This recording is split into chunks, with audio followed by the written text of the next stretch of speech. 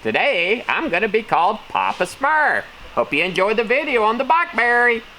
Guys, yes, I had to re-edit this video and repost it. So yes, you have seen this video if you're seeing this right now. But a quick reminder, I'm at 99,705 subscribers. When I hit 100,000 subscribers, I'm going to give away those $10,000 vouchers for $10,000 off a culvert shelter or $5,000 off one of the little modular shelters. And also, the first person who screenshots that and shows me I hit 100,000 is going to get the Principles of Protection book. So guys, I'm sorry I had to re-edit this video, but I just want to remind you that I'm going to hit 100,000 subscribers probably tomorrow on Wednesday, which is August, what's that, like 21st or something? So keep your eyes tuned. If you're wanting to buy a bunker, wait one more day and save 10,000 bucks. But enjoy the rest of the video.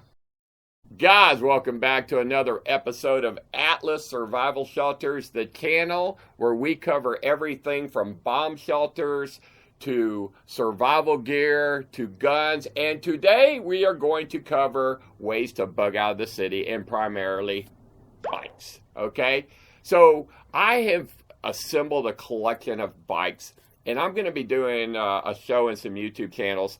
And what we're going to do is we're going to be bugging out of Los Angeles, and we're going to do different ways to bug out of Los Angeles. Now, let's just talk about it really quickly. How many ways are there to get out of town, realistically? Let's go up the little scale here. 1, you can walk.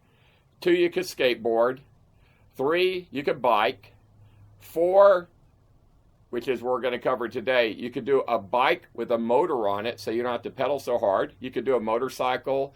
You could go to the harbor and get on a boat, or you could get on a plane. So there's only so many ways that you could get out of Los Angeles when shit hits the fan. Because when this highway right here backs up, I'm telling you guys, realistically, the only way to get out is by bike. And why by bike? Because it's light and you can hump it up the little hills and over the mediums, okay? If you're on a motorcycle, that's cool, but how are you going to pick up a big old Harley and get it over? Motocross motorcycle, possibly. There's a company called Christini that makes a 2-wheel drive motorcycle that I'm going to try to get one because it will literally go over cars because it's got front wheel and rear wheel drive. But today, what we're going to do is we are going to take a bike called the Little General because it's got a little military star on it, and we're going to go over to Bikeberry and we're going to do a build. We're going to put a 4-stroke motor on this little bike. Now guys, you can do this to any bike. If you have a Huffy, a Schwinn, or whatever, you can buy this motor, which is about $200, and you can put it on any bike. And if you don't want to do a 4-stroke, you can do a 2-stroke. But I'm going to do a 4-stroke today, and then I'm going to do another video on a 2-stroke. And we're going to compare the two side by side, 4-stroke versus 2-stroke. So guys, I'm going to get in the car. I'm going to take Brad with me. And we're going to run over to Bikeberry, and we're going to meet Johnny, and we are going to go ahead and put the 4-stroke motor on the bike. And now we're going to jump in the old yellow truck and zip on over there.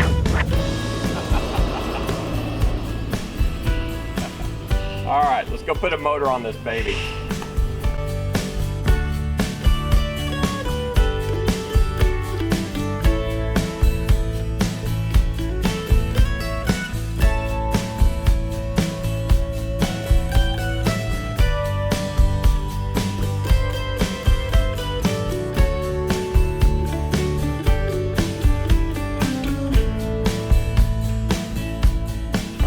Find the guy. Hey, Johnny.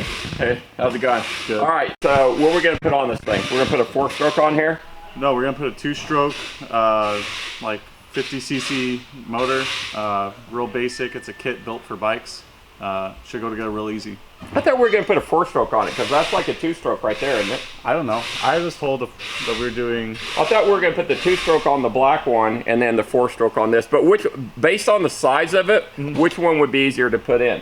Both are really easy. The 4-stroke would go ahead and just mount right in with the plate. The 2-stroke just mounts on with the bars. Both are going to work about the same. Okay, so we'll do the 2-stroke if you want, or whatever you want. Doesn't matter to me. Doesn't matter. What we're going to do is we're going to build 2 bikes here, guys. We're going to do a 2-stroke and we're going to do a 4-stroke, and then we're going to compare the two because the 2-stroke you got to add oil. You got to do a gas mixture with the oil, and it's louder. Where the 4-stroke, all you got to do is add gas, and it's a lot quieter.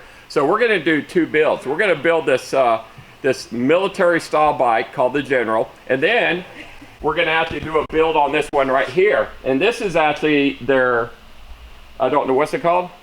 It's just a complete motor ready bike. It's got the two-stroke motor on it.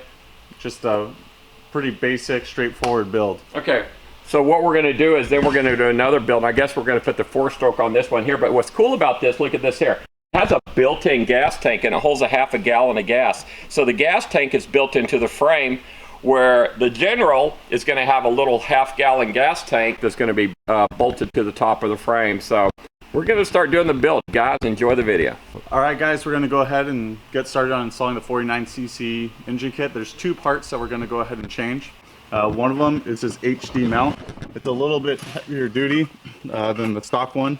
So, you just want it to be reliable, so we're going to go ahead and switch over to this. Now, the other piece is going to be a wide crank system. I'll open this up later and show you. Let's come over here and I'll show you why we need it.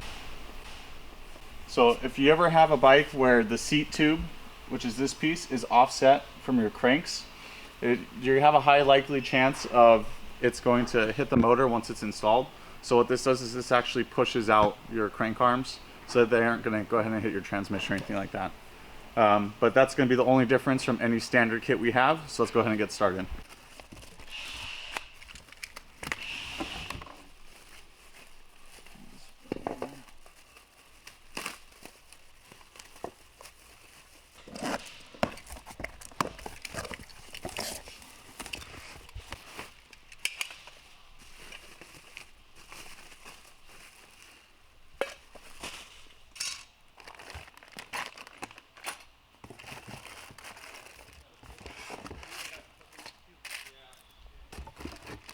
Alright, so the first thing we're going to do is we're going to go ahead and install the grips. I like to do everything besides the motor first. The reason for that is it's a little bit hard to move around the bike once there's a heavy motor on it and you're just trying to maneuver. So one of the things that you want to do is you're going to have to drill a hole just for a little detent to fit and hold in place for the throttle grip so it doesn't rotate when you give it a little bit of throttle. Just so you know, be a little bit careful. There's 2 screws or 2 nuts that sit on the bottom right here, and they like to fall out. So what I like to do is this little detent. I just put it on the throttle all the way down and pull it back just a hair and lift it up so I can have a general idea of where I need to drill this hole.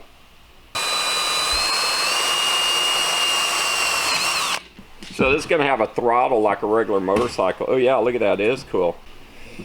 So my plan is, my thinking is I can pick this bike up and God, this thing don't weigh nothing. This bike's light. I mean, that's like nothing.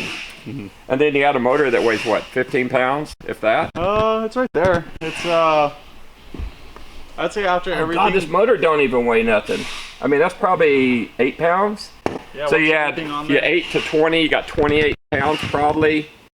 And if you have to hump it out, this is the idea. You can get over the medians with your gas-powered bicycle, and you can get the hell out of town. This whole series of videos is about how to get out of a crowded city when an EMP strikes, or when the shit hits the fan, because the highways are going to be bogged down with traffic. Nobody's going to be able to get out. You're either going to have to walk it out, or you're going to have to hump it out, with a backpack. And my idea is, at my age and in the shape I'm in, I'm just want to put my fat ass on a bike. And then I want that bike motorized because I would get probably tired pedaling it. So that's why we're doing this right now. I guess we'll get started on mounting. Yeah, one thing I really like to do is I kind of just like to set everything out organized. Just makes it a little quicker. Yeah, just put the bolts in. Just kind of get it started. Once it's all in, we'll adjust it a little bit further. So this is just about maxed out in its reach. So I'll probably actually just go ahead and max it out, get a little bit more stability. Let's go ahead and bring this over here to the motor.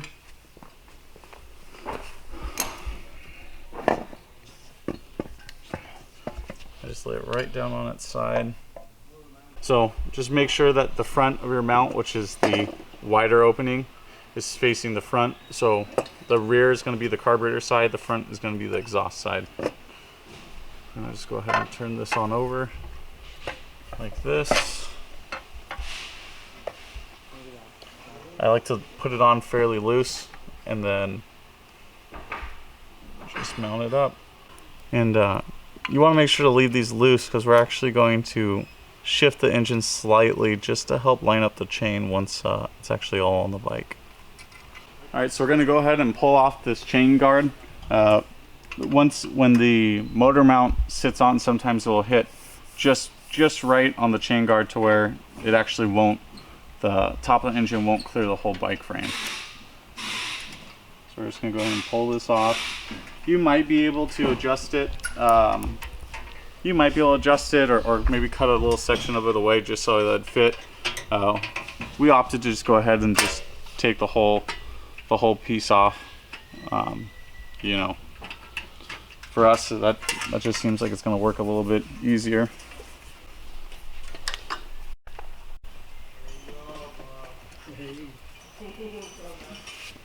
Like a glove. Yeah, it's slightly on the chain. So like I said, we're kind of just mocking this up. We're going to see. Alright, so the one thing that we're going to do right now, so our choke, just depending on your bike, if you don't choose to go with this bike, sometimes the choke won't fit. But what we're going to go ahead and do is we're actually going to snip the choke down just so that way that you can still flick it on and off right here with these two tabs, which is what gets caught. It's not going to ruin any functionality. It's just going to make it a little bit smaller.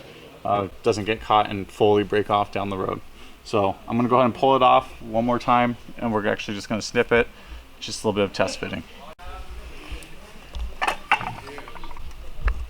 So right now, snip right here. It's just, you can reach down there and just flick it on and off still. Fully functional, but it's not going to get impeded by the top tube.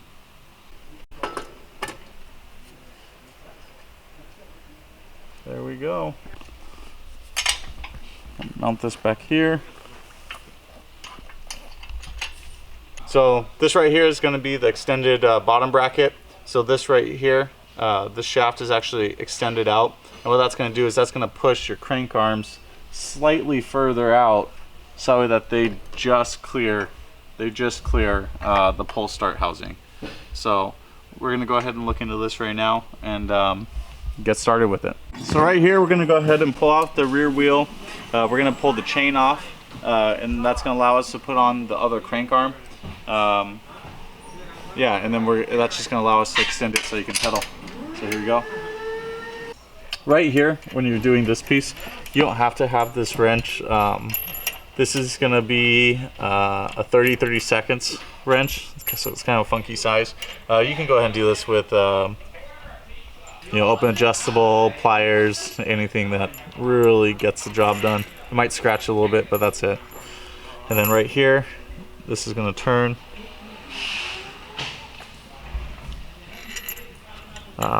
When they're tight, you just use a screwdriver and a little mallet, and it will go ahead and loosen it, and you can just do the rest by hand.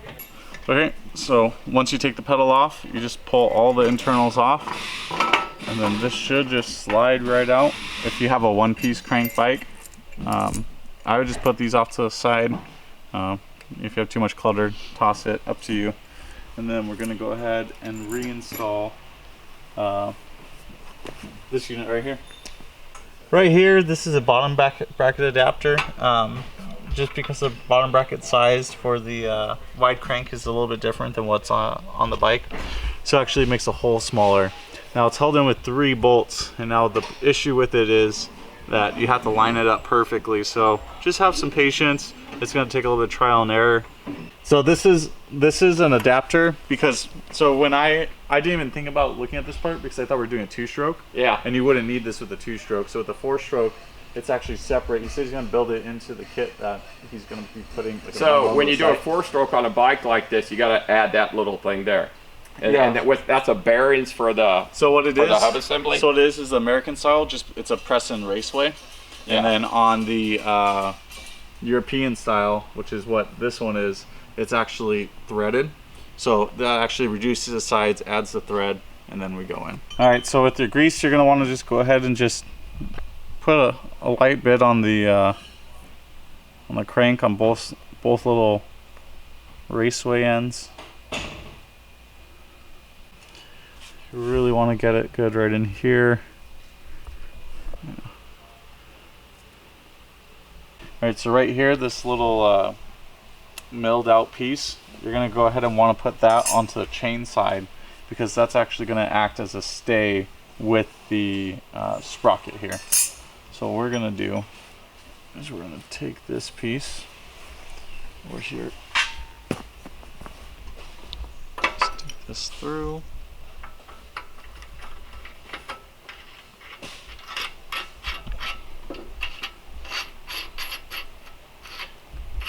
Don't have to tighten it down all the way. So once you get on the whole unit and you put in the little plugs into the adapter, you're gonna want to go ahead and put this lock ring on first. And you kind of just spin it until you meet resistance. Once you meet just a little bit of resistance, grab a flathead screwdriver and a hammer. And there's little notches. Go ahead and just put a little notch on it and just give it a couple little taps. You should be all good. The other side you should have already tightened all the way down. I'm just gonna give it just a little hair of a touch, just to make sure that it's all tight.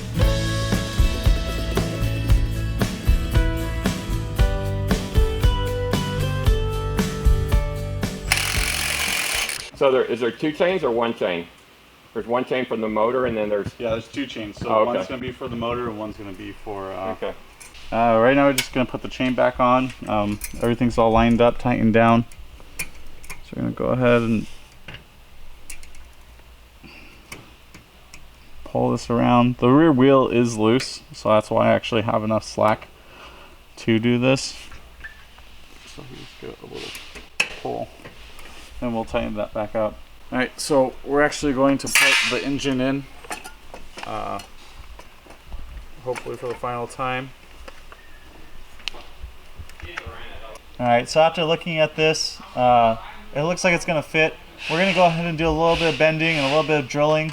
Everyone's going to be a little bit different, so it's going to be a little hard to show you, and it's kind of way in there. So you should be able to do this on your own, and we're just going to get this mounted up and continue on. What we have right now is the hole is actually a little bit going to be too low, and the whole bracket is actually too far away from the mounting location. I'm going to pull this out. I'm actually grab this with pliers like this and bend it, so after it's at an angle, I'm going to bend just this piece back.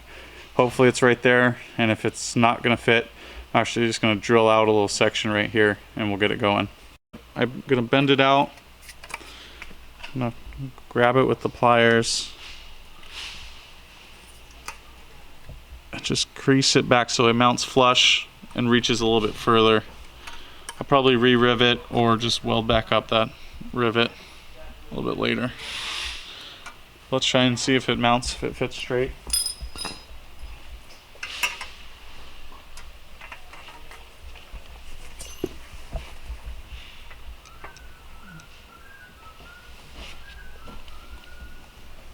Yeah, that looks like it's actually gonna do it.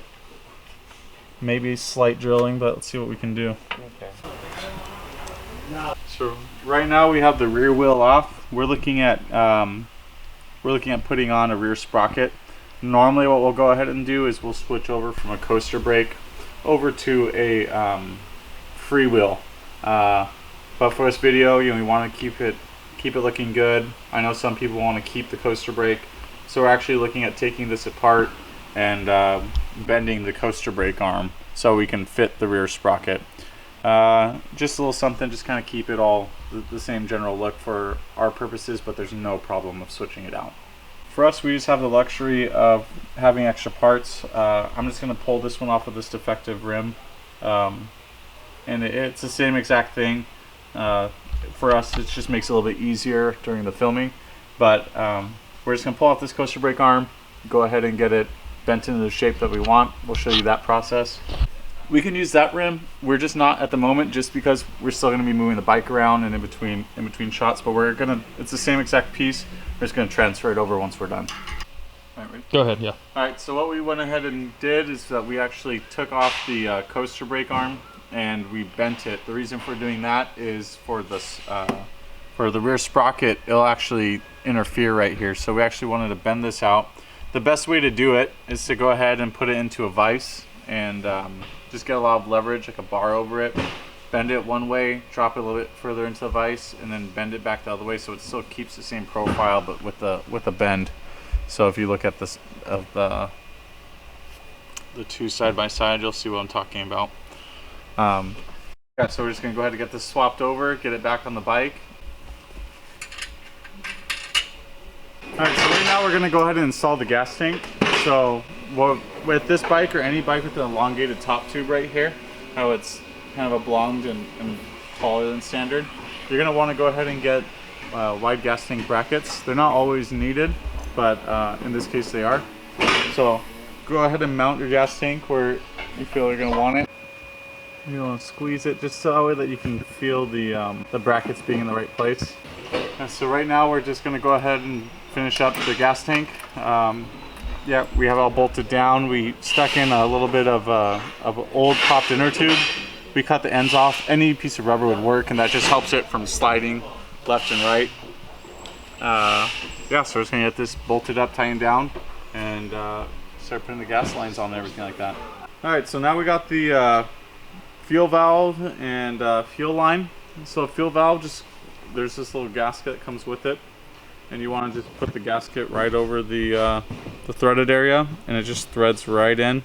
You can do this all by hand, so it gets to the very end, and then just use a little bit of a wrench just to finally give a nice little snugging.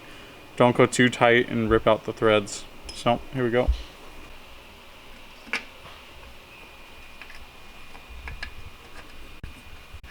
Alright, so now after we got the fuel valve installed, we're going to go ahead and cut the line, put an inline fuel filter, and just run it down. So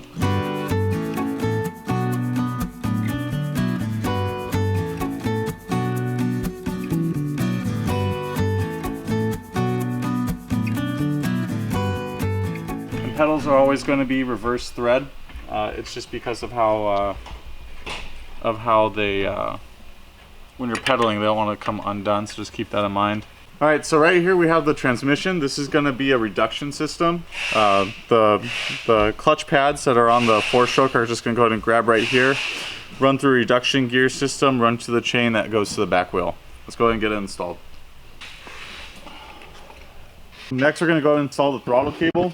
Real simple, just bring it around the front of your bike, pull it around, and there's right above the air filter, there's going to be a little ferrule that kind of stops the cable from coming forward. Pull the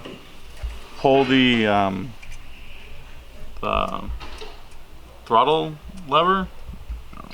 Alright, so we're going to do the sprockets coming up next. There's two general styles. We're going to go ahead and go with just a clamp style. They're a little bit easier to install. Just a little bit overall nicer look, easier to install. There is another style that uses like a rag joint, and it clamps on each side of the sprockets. It works just as well. It's just a little bit harder to align, so we're actually going to go with a little bit better looking method today. So now we're going to go ahead and get this installed. We've already bent the coaster brake arm. So what I like to do is just, if it can, just slide it right over. And you want to line it up with where the spokes intersect, right here. And then you go ahead and take your sprocket clamp.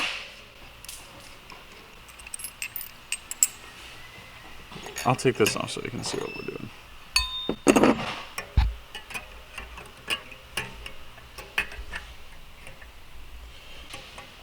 This clamps onto the hub and comes through the spokes, attaching to the sprocket. We have this on, you go ahead and just slide on your sprocket right on over the bent coaster brake arm. Line up the holes. Alright, after you get the clamp in place, you go ahead and just put the sprocket right on top, and then you just tighten it down.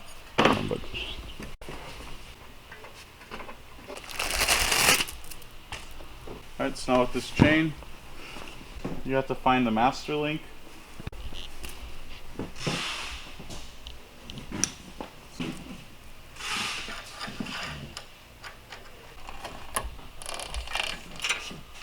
Alright, so we got the whole rear wheel mounted up. We're going to go ahead and mock up the chain and see what part of the fender we need to cut. You could also just go ahead and delete the entire fender and get rid of it if you choose. We're going to go ahead and leave the fender on just because we like the aesthetics of it. So you can see right here and here, it's going to contact the fender. So I'm just going to go ahead and just mark a little section out of it. And we're just going to do a half moon for ourselves. You could do whatever side,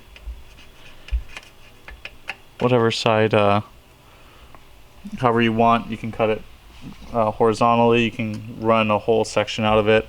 But we're just going to choose just to do a little half moon.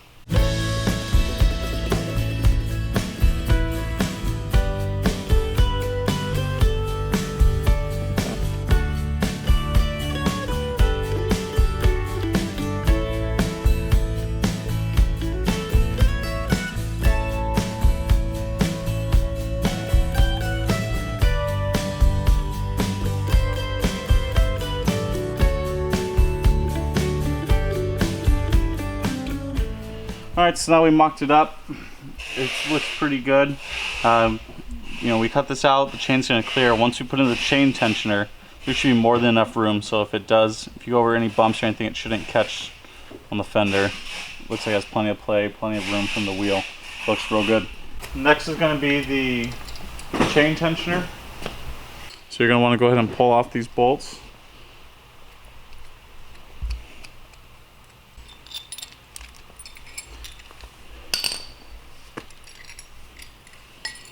One thing I like to do is to actually loosen up this one and put it about halfway, and that's the actual tensioner. What that's going to allow you to do is just be able to extend it, because if it's all the way at the top and you have to tighten it later, then you're going to have to readjust the positioning of it. So it's real simple. It comes around the back like so, and you want to just run it back to where it's going to put tension on the chain. So for us, our chain will probably be about right there for a tensioner. Alright, so this is your kill switch wire. It's going to come with some bullet connectors, and it connects to your engine. Now what you're going to want to do is you're actually going to want to splice these together. You can do that with any type of connector you want, or just solder it and heat shrink it. Just remember to go black to black and red to green. And 32:1 gas mixture in here, so we just added the oil. We got to shake it around, mix it, and we're going to fuel up the 2-stroke behind me. Then after that, we're gonna put just regular gas into the 4-stroke. So we're gonna start this up. So what do I need to know first before I full start it? Not much, it's a pretty basic. You're gonna wanna turn the choke to on. Where's that at? The choke's gonna be right here. So we talked about it earlier, so right now, this way should be on. We'll mark it. This thing here? Correct. Or is it, do you access it from this side or this side? You can do it either way, so. That little white thing? The little white thing. And it has two levers. You can push it from the other side. Well, I don't even see where to push it from this side. Yeah, so you can just push it from this side. Oh, okay, like that? Yeah, like that. Once it's running, it shouldn't be an issue. Okay, so that's kick off? Choke off. Okay, that's kick on. All right, now what do we do? Just pull it? And then you just pull it. Is there an on button? No, it's always going to be on, and then kill switch is right here.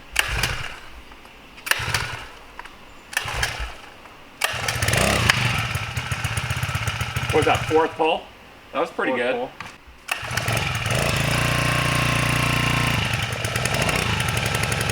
So warm up for a second, and then should just idle all by itself. I'm going to let you ride it first, because I don't want to bust my ass on it. I'd rather you bust your ass than me bust my ass. Understood.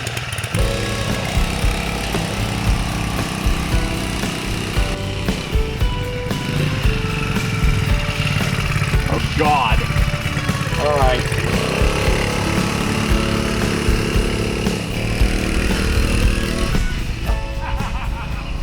All right, so what it has is a throttle. Is that a kill switch, the yellow? Kill switch, go ahead. All right, so what's got is a throttle on it, and then the kill switch is right here. Okay, I just turned it off. So if I want to start again, I just pull. Reach down, pull it. Start it right back up. So guys, that is kind of cool. So guys, if you want to do a build yourself, you know, it takes about 4 hours to do it.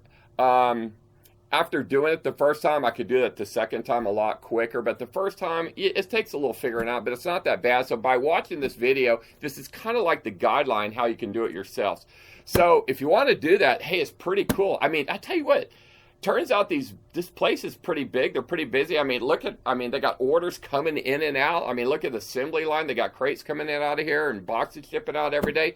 So it turns out these bikes are a lot more popular than I thought. And actually in third world countries, this is the primary form of transportation is bikes and motorized bikes, especially in Taiwan and a lot of the Asian countries. So guys, this is pretty cool. But I might be onto something here because I'm not really one to pedal 100 miles to get to my bunker if I have to get to the one in California. But a motorized bicycle that weighs about 30 pounds with the motor, that might be the way to go. So anyway, guys, if you're not a subscriber to my channel, and I hope you are, make sure you like, subscribe, share this video if you like it so other people can know about bike bury and these motorized bikes. And as always, hit that little bell indicator so you know when my videos come in. But guys, as always, I love you. I'll see you on the next video.